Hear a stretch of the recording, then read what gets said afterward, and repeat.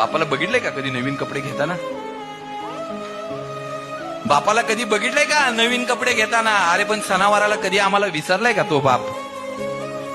बापाला कधी बघितलंय का मोबाईलच्या दुकानात कधी 16, 17 घेताना? अरे पण जर आम्ही अँड्रॉइड मागितला तर बाप कधी घेतानाही आम्हाला विसरला नाही. बापाला आम्ही कधी बघितलंय का चप्पलच्या आणि बुटाच्या दुकानात चप्पल आणि बूट घेताना? बाप ती चप्पल खेळ मारून वापरतय, पण जर लेकाने एखादा बूट मागितला ना तर ब्रँडेड घेऊन त्याला दुकानात देतय.